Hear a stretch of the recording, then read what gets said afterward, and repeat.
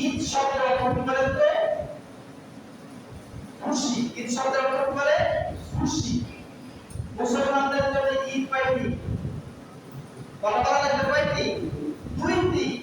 কিন্তু তারা বলেছে এই দুই বাদ দিয়ে আরেকটি সকল ঈদের সেরা ঈদ ঈদে মিলাদুন। রাসূল সাল্লাল্লাহু আলাইহি সাল্লাম যে আমাদেরকে দুইটা ঈদের পদ্ধতি শিখিয়ে দিয়েছেন, আল্লাহ তাআলা আমাদের জন্য উম্মত মুহাম্মাদের জন্য তার বান্দাদের জন্য দুইটা ঈদ দিয়েছে। এটা বাদ দিয়েও যারা আবার বলে যে সকল ঈদের সেরা ঈদ ঈদে মিলাদুন নবী, একবারে সরাসরি বেদাত করছে। কারণ রাসূল সাল্লাল্লাহু আলাইহি ওয়াসাল্লামের ইন্তিকাল করার পরেও আল্লাহর নবী একজন বিশিষ্ট সাহাবী বেঁচেছিলেন, তার নাম হচ্ছে আবু তুফাইল রাদিয়াল্লাহু আনহু। 90 বছর বেঁচেছিলেন। তিনি কখনো রাসূল সাল্লাল্লাহু আলাইহি ওয়াসাল্লামের জন্মদিন এবং মৃত্যুদিন কখনো তিনি উদযাপিত করেননি। আর যারা এটা করবে সরাসরি বেদাত করবে। আর কেউ যদি বেদাত করে, কুল্লু বিদআতিন দালালা, প্রত্যেক বিদআতিন পথভ্রষ্টতা এবং তার ঠিকানা হবে জাহান্নাম। এই যে আজকে চলছে জুলুস, ঈদে মিলাদুন, মিলাদ শব্দের মিলাদ থেকে এসেছে। এই মিলাদ শব্দের অর্থ হচ্ছে জন্ম। মিলাদ শব্দের অর্থ কি বলেন তো? জন্ম। মিলাদুন নবী মানে হচ্ছে নবীর জন্ম। তাহলে পারে মিলাদুন নবী রাসূল সাল্লাল্লাহু আলাইহি ওয়াসাল্লামের জন্মে আমরা খুশি আছি না বলে? অবশ্যই সকলে খুশি আছে। কিন্তু আরেকটা দিক আছে, সেটা হচ্ছে তার সিরাত। কিছু আশিকে রাসূল তারা দাবি করে অথচ তারা জন্মে খুশি, কিন্তু তাকে রাসূল সাল্লাল্লাহু আলাইহি ওয়াসাল্লামের জীবন আদর্শ চরিত্র তারা খুশি নয়। যখনই প্রতি বছর আসে রবিউল আউয়াল মাস, তখন তারা আবেগ দিয়ে পুলকিত হয়ে একবারে মাঠে ময়দানে বিশালভাবে জলসে ঈদে মিলাদুন উদযাপিত করে। যখন রাসূল সাল্লাল্লাহু আলাইহি ওয়াসাল্লামের নামে কেউ যদি কটূক্তি করে, কোরআন এক সুন্নাহ মোতাবেক জীবন যাপন করার জন্য যখন তাদেরকে উৎসাহিত করা হয়, রাসূলের নামে যখন বদনাম করা হয়, আয়েশা রাদিয়াল্লাহু তাআলা নামে যখন কটূক্তি করে, তখন এই রকম আশিকে রাসূলকে আর মাঠে ময়দানে পাওয়া যায় না। কথা বলে মুসলমান ঠিক কিনা? এরাই হচ্ছে সিন্দিকো, এরাই হচ্ছে সুন্নি। এদেরকে আমাদের চিহ্নিত করে থাকতে হবে, চিহ্নিত করে থাকতে হবে, কারণ এরাই হচ্ছে ইসলামের সবচাইতে ক্ষতি করেছে। কথা বলে মুসলমান ঠিক কিনা? যারা রাসূল সাল্লাল্লাহু আলাইহি ওয়াসাল্লামের জন্মে শুধু খুশি, তারা অধিকাংশই জাহান্নামী। কারণ আমি এর আগেও আলোচনা করেছি, রাসূল সাল্লাল্লাহু আলাইহি ওয়াসাল্লামের চারজন চাচা, দুইজন জান্নাতি এবং দুইজন কি জাহান্নামী। আবু লাহাব রাসূল সাল্লাল্লাহু আলাইহি ওয়াসাল্লামের জন্মে এত খুশি হয়েছিলেন, তার নিজের ক্রয় করা দাসীকে পর্যন্ত তিনি মুক্ত করে দিয়েছেন। আল্লাহ রাসূল সাল্লাল্লাহু আলাইহি ওয়াসাল্লামের জন্ম যখন হলো, এমনি আয়না আবু লাহাবের দাসী, তিনি দৌড়ে ছুটে আসলেন আবু লাহাবের কাছে। এসে বলছেন, আপনার বড় ভাই আব্দুল্লাহ একজন সন্তান হয়েছে। আবু লাহাব ডাক দিয়ে বলছে, বাদী তোকে তো বাসা থেকে বের হতে নিষেধ করেছিলাম। তিনি ডাক দিয়ে বলছেন, দেখেন আপনার যদি ভাই থাকতো আপনি মহা খুশি হতেন। এই মহা খুশিটা সংবাদ আমি আর কাউকে দিতে পারলাম না। সর্বপ্রথম আপনি যেহেতু চাচা, আপনার কাছে এসে আমি এই মহা সংবাদটা দিলাম। তার হৃদয়টা যেন অন্যরকম হয়ে গেল। সাথে সাথে তার দুই আঙ্গুল এভাবে উঁচু করে দিয়ে আল্লাহ বললেন, আজ থেকে তোকে আমি আজাদ করে দিলাম, মুক্ত করে দিলাম। সুবহানাল্লাহ। তাফসীরের কিতাবের মধ্যে দেখলাম যে এই যে দুই আঙ্গুল এভাবে উঁচু করেছে, আল্লাহ তাসবি জাহান্নামে যাবে, এটাই মানে কোরআন এবং হাদিস মোতাবেক কোরআন তার বিপক্ষে একবারে লাগু হয়েছে। কিন্তু যখন প্রতি সোমবার আসে, এই যে রাসূলের পক্ষে থাকার কারণে, তার বই করা আজাদ করার কারণে, এই বাদীকে উন্মুক্ত করার কারণে এই আঙ্গুল দুইটা যখন সোমবারে আসে, মুখের মধ্যে দিয়ে পারে সর্বতে মধ্যে একটা কি যেন আসে। এজন্য এই সোমবারের দিন একটু শান্তিতে থাকে। বাদ বাকি সে কি জাহান্নামে। কারণ আল্লাহ বলেছে সায়াসলা, এখানে একটা সায়াসলা। যখনই মুজারের আগে সিন সফা পদ লাম এগুলো আরবি গ্রামার,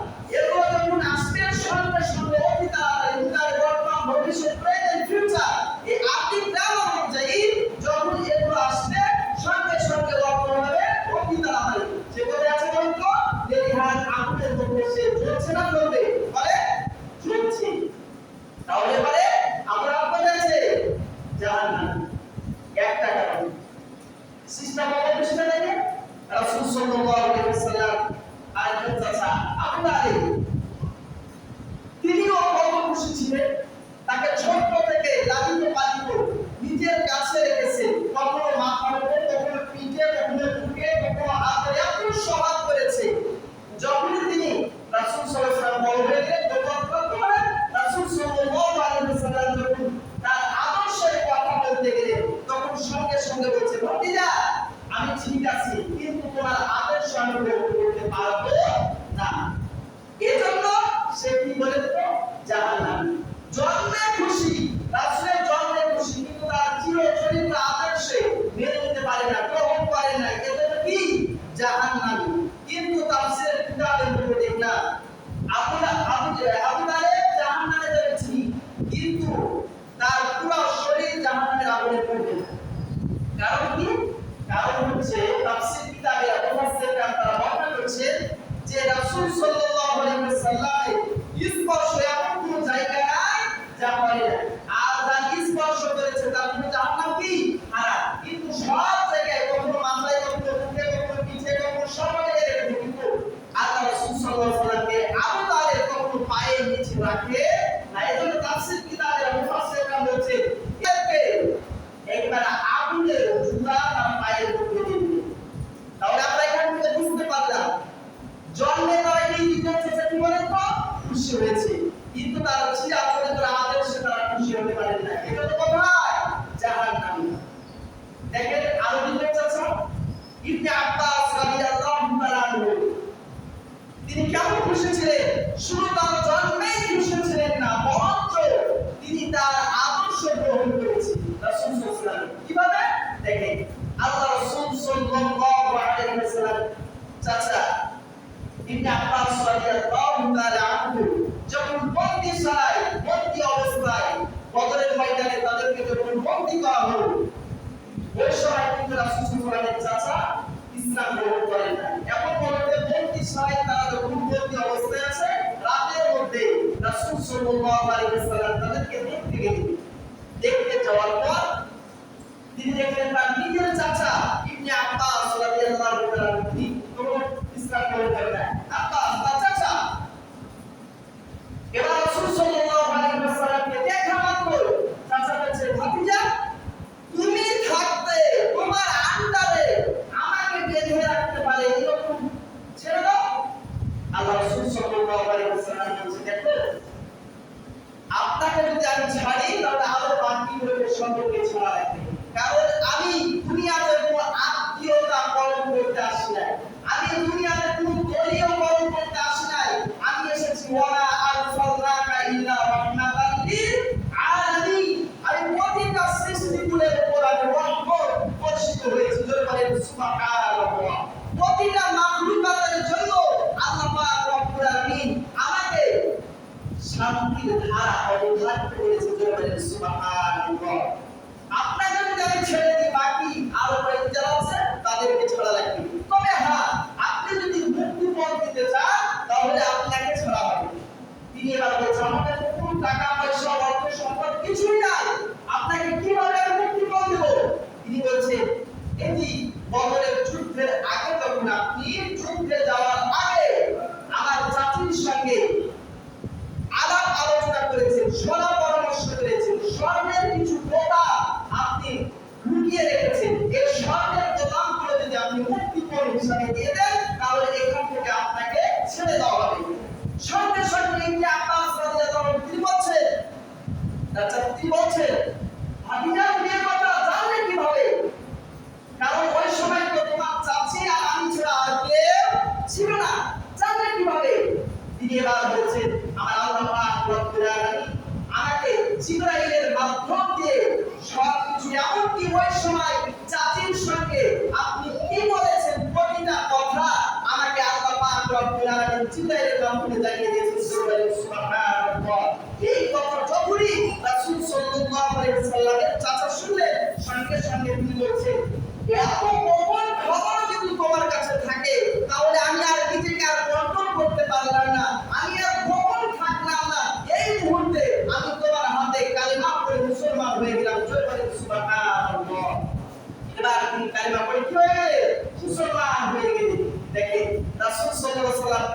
জন্মে খুশি, তার আদর্শ খুশি। আরেকজন চাচা হযরত আমির হামজা, তিনি যুদ্ধের জন্য, তিনি শিকারের জন্য তিনি জঙ্গলের মধ্যে বের হয়েছেন তরবারি ধনুক দিয়ে। এমন মুহূর্তে ওই জঙ্গল থেকে হরিণ ডাক দিয়ে বলছে, আপনাকে আমার পিছনে ছুটে কোনো লাভ নাই, আমার কাছে আসা লাগবে না, আমি নিজে আপনাকে ধরা দিয়ে বলতে পারি সুবহানাল্লাহ।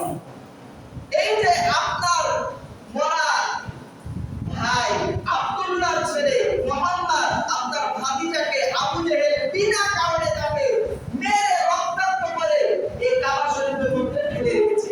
কি কারণে মেরেছে এটা যদি আপনি বলতে পারেন আর ওখানে গিয়ে প্রতিবাদ করতে পারেন, আমি হরিণ কথা দিলে আপনার নিজে, আমি নিজে গিয়ে আপনাকে ধরা দিয়ে বলতে পারি সুবহানাল্লাহ। আমি রাহমাত বাবা, আরে হরিণ পর্যন্ত কথা বলতে পারছে, জবান খুলে যায়। তিনি বাড়ির দিকে দৌড়ে গেলেন, যাওয়ার পর তার প্রাণের কলিজা টুকরা সমগ্র তিনি ডাকতে বলছে, দেখো আপনার ভাই যদি আজকে বেঁচে থাকতো এই মোহাম্মদকে এইভাবে আবু জেহেল উত্তপ্ত করে মারতে পারতো না। এর প্রতিশোধ যতক্ষণ পর্যন্ত আপনি না নেবেন আমি আপনার সঙ্গে আর কথা বলবো না। সঙ্গে সঙ্গে তিনি তরবারিটা নিয়ে পুরা রাঙ্গা তরবারি নিয়ে বের হয়ে চলে গেলেন। যাওয়ার পর আবু জেহেলকে সঙ্গে সঙ্গে কি করে মেরেছিল, তার মুখে কোনো কথা নাই, উল্টা তরবারির বাড়ি আবু জেহেলের মাথার উপর মেরে তার ফিটকি দিয়ে রক্ত ঝরিয়ে সঙ্গে সঙ্গে আবার রাসূল সাল্লাল্লাহু আলাইহি সাল্লামের কাছে এসে এইভাবে রাসূল সাল্লাল্লাহু ধরে উঠালেন তার উপর আর বলছে, ভাতিজা তুমি কোনো টেনশন করো না, তোমার বাপ নাই তো কি হয়েছে, আমি তো তোমার চাচা আছি, কোনো টেনশন নাই, তোমাকে যে কারণে মেরেছে আমি গিয়ে তাকে এই মাত্র মেরে তার রক্ত বের করে ফেলেছি, তুমি কি খুশি হবে?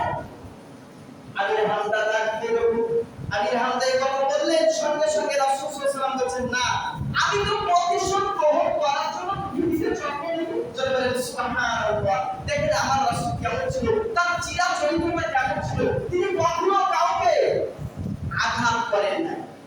আল্লাহ তাআলা নিজে কোরআনুল কারীমের মধ্যে বলেছেন, ফাবিমা রাহমাতিন মিনাল্লাহি লিনতাহুম ওয়া লাউ কুনতা ফাজ্জাত গালিযাল কলবি আনফাদু মিন হাওলি।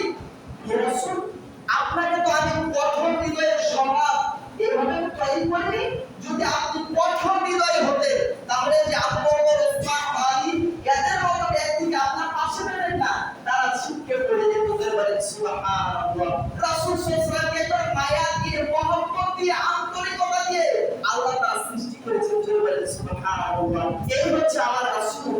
এই রাসূল সাল্লাল্লাহু আলাইহি ওয়াসাল্লাম যখন বললেন, চাচা আমি আপনার উপর কখন খুশি হব যখন আপনি আমার একটা কথা শুনবেন। তিনি বলছেন, ভাতিজা আজকে তুমি যেই কথা বলবে আমি ওই কথাটাই মানতে বাধ্য। সঙ্গে সঙ্গে রাসূল সাল্লাল্লাহু আলাইহি ওয়াসাল্লাম বলেছেন, তাহলে এই মুহূর্তে আপনি কালিমা যদি বলেন তাহলে আমি সব চাইতে খুশি হব। সঙ্গে সঙ্গে আমির হামজা ডাক দিয়ে বলছেন, এই যদি হয় ভাতিজা তোমার চিরাচরিত, তাহলে আমি আর অন্য কিছু ধর্ম মন্ত্র সব বাদ দিয়ে তোমার হাতে কালিমা পড়ে মুসলমান হয়ে গেলাম। যদি বলেন সুবহানাল্লাহ। তাহলে চিন্তা করতে পারে রাসূল সাল্লাল্লাহু আলাইহি ওয়াসাল্লামের দ্বারা জীবনে কত সুন্দরভাবে তারা চিন্তা করে ছিল। তারা কি জন্মেও খুশি, মৃত্যুতেও খুশি। আরো দুজন চাচা আবু লাহাব এবং আবু তালিব, শুধু তারা কিসে খুশি বলেন তো? জন্মে খুশি, কিন্তু তার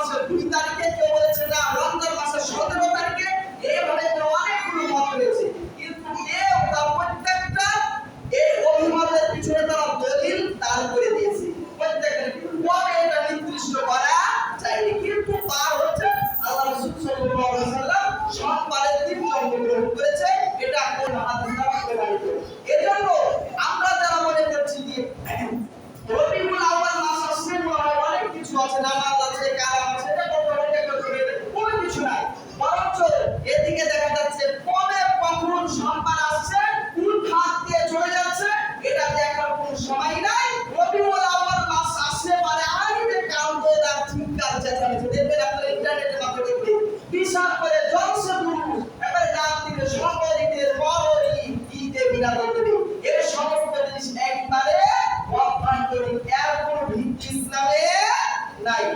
আল্লাহ রাসূল সাল্লাল্লাহু আলাইহি ওয়াসাল্লামের সিরাত কেমন ছিল দেখেন। আল্লাহ রাসূল সাল্লাল্লাহু আলাইহি ওয়াসাল্লাম একজন ইহুদির সঙ্গে বিতর্ক করছে। আল্লাহ রাসূল সাল্লাল্লাহু আলাইহি ওয়াসাল্লাম বলছে, ইহুদির কাছ থেকে একটা টাকা ধার নিয়েছি। ইহুদি বলছে, আপনি আমাকে টাকা দেননি, আর আল্লাহ রাসূল সাল্লাল্লাহু আলাইহি ওয়াসাল্লাম বলছে, আমি টাকা দিয়েছি। ইহুদি বলছে দেননি, আগে আল্লাহ রাসূল সাল্লাল্লাহু আলাইহি ওয়াসাল্লাম দিয়েছি। এমন মুহূর্তে আল্লাহ নবীর একজন সাহাবী ওই পথ দিয়ে হেঁটে যাচ্ছিলেন। আল্লাহ রাসূল সাল্লাল্লাহু আলাইহি ওয়াসাল্লামের কথাটা শুনে কি হয়েছে এখানে? বলছে, দেখো তো আমি বলছি টাকা দিয়েছি, আর ইহুদি বলছে টাকা দেয়নি। সঙ্গে সঙ্গে ওই মুহূর্তে আল্লাহ নবীর একজন সাহাবী বলছে, অবশ্যই আমার রাসূল আপনাকে টাকা দিয়েছে। সঙ্গে সঙ্গে রাসূল সাল্লাল্লাহু আলাইহি ওয়াসাল্লাম বলছে, আরে আমি যখন টাকা দিই তখন তুমি ছিলে না, এবং যখন টাকা দিয়েছি তখনও ছিলে না। যখন টাকা আমি দিই তার কাছ থেকে তখনও ছিলে না, আমি যখন টাকা তাকে পরিশোধ করেছি তখন তুমি ছিলে না, তাহলে কিভাবে তুমি বলতে পারো? তিনি বলছেন, এবার ওই সাহাবী ডাক দিয়ে বলছে, দেখেন আপনার কথা আমরা বিশ্বাস করে আমাদের বাপ দাদার ধর্ম পরিত্যাগ যদি করতে পারি, আল্লাহ কেমন, রাসূল কোনটা, আল্লাহ কোনটা, কোরআন কোনটা, হাদিস কোনটা, কিভাবে পরিচালনা করতে হবে সব কিছু যদি মানতে পারি, তাহলে এটা কি আমরা পারবো না? এই কথা কি আপনি হক, এটা কি আমরা সাক্ষ্য দিতে পারবো না? সুবহানাল্লাহ, এটাই হচ্ছে আমার রাসূল। রাসূল সাল্লাল্লাহু আলাইহি ওয়াসাল্লামের কেমন চরিত্র ছিল? রাসূল সাল্লাল্লাহু আলাইহি ওয়াসাল্লাম যখন বাড়ির মধ্যে আসতেন, তখন এই রাস্তার মধ্যে পথে পথে অনেক ছোট ছোট যুবক ছেলেরা, ছোট ছোট বাচ্চারা বলাবলি করত। রাসূল সাল্লাল্লাহু আলাইহি ওয়াসাল্লাম তাদেরকে ডাক দিয়ে বলতেন, ইয়া মা'শারাস সালাম, হে যুবকেরা তোমরা আমার কাছে আসো। রাসূল সাল্লাল্লাহু আলাইহি ওয়াসাল্লামকে দেখা মাত্র সকল ছোট ছোট যুবকেরা দৌড়ে চলে আসতেন, আর রাসূল সাল্লাল্লাহু আলাইহি ওয়াসাল্লাম তাদেরকে খোঁজ খবর নিতেন। হঠাৎ করে একজন যুবক, তিনি কয়েকদিন ধরে নিখোঁজ, কান্নায়। রাসূল সাল্লাল্লাহু আলাইহি ওয়াসাল্লাম বলছেন, এই যুবক কই, এই ছেলেটা কই? ওখান থেকে একজন বলছে, ওই জায়গা থেকে বলছে, ইয়া রাসূলুল্লাহ, ওই যুবকটা অসুস্থ আছে, বাড়ির মধ্যে আছে। তিনি বাড়ির সন্ধান পেলে ছুটে চলে গেলেন। তারপরে দেখলেন একজন ইহুদির ছেলে। কার ছেলে বলেন তো? ইহুদির ছেলে। আর আমরা যদি হতাম, আমাদের হিন্দুর বাড়ি যাচ্ছে, কোপালে হুজুরকে দেখা যাবে না? অথচ রাসূল সাল্লাল্লাহু আলাইহি ওয়াসাল্লাম একজন ইহুদির সন্তানকে দেখতে যাচ্ছে। সুবহানাল্লাহ, বলেন না? এই হচ্ছে আমার রাসূল। আর আমরা যদি হতাম, হুজুরকে দেখলাম যাচ্ছে, আরে হুজুরকে দেখা যাবে না, হুজুর তো বাদ হয়ে গেছে, হিন্দুর বাড়ি যাচ্ছে, বলতে পারবেন? বলে আল্লাহ রাসূল সাল্লাল্লাহু আলাইহি ওয়াসাল্লাম গেলেন, যাওয়ার পরে সুন্দরভাবে কপালের মধ্যে হাত দিয়েছেন। সঙ্গে সঙ্গে দেখছেন অনেক জ্বর, এমন জ্বরে কাঁপছে, তার হাত পর্যন্ত পড়ে যাচ্ছে। আর রাসূল সাল্লাল্লাহু আলাইহি ওয়াসাল্লাম যখনই ওই ইহুদির ছেলের কপালের মধ্যে হাত রেখেছেন, সঙ্গে সঙ্গে জ্বর একবারে ভালো হয়ে গেছে। সুবহানাল্লাহ। পরিশেষে এই যুবক যখন বড় হয়ে গেছে, সঙ্গে সঙ্গে কালিমা পড়ে মুসলমান হয়ে গেছে। সুবহানাল্লাহ। এই হচ্ছে আমার রাসূলের চিরাচরিত, এই হচ্ছে আমার রাসূলের আদর্শ। যারা রাসূলের কাছে এসেছে তারা সোনা স্বর্ণের টুকরা হয়ে গেছে, আর যারা রাসূলের সময় থেকে রাসূলের বিরোধিতা করেছে তারা কোথায় গেছে? জাহান্নামে, নরকের মধ্যে চলে গেছে, পুরোপুরি হয়ে গেছে। আজকেও আমরা কোরআন আছে, হাদিস আছে, সব কিছু আছে। এখানে আমরা দেখা যাচ্ছে যারাই আমরা কোরআন এর সুন্নাহ মোতাবেক পরিচালনা হব, জীবন যাপন করব, তারা কি জান্নাতের পথ সুগম করব। আর এখনো কোরআন আছে, হাদিস আছে, সব কিছু আছে, তারপরেও যারা আমরা এগুলো ধার ধরে আমরা কোথায়? জাহান্নামে চলে যাব। এজন্য তো জান্নাত রেখেছে, জাহান্নাম রেখেছে। এখন পথ একটা দিয়েছে, ইহদিনাস সিরাতাল মুস্তাকিম, তোমাকে রাস্তা দিয়ে দিলাম, তুমি কোন রাস্তায় যাবে? রাস্তা তো একটা সোজা রাস্তা, এই রাস্তাতে যদি চলতে হয় অনেক কাটা যুক্ত রকমাতা থাকবে। এই রাস্তাটা যদি তোমাকে অতিক্রম করতে হয়, পাপ থেকে, অন্যায় থেকে, জুলুম থেকে, নির্যাতন থেকে, সব কিছু থেকে তোমাকে বাঁচতে হবে। এই পথের অনুসরণ হতে হবে, তাহলে তুমি একবারে জান্নাতের পথে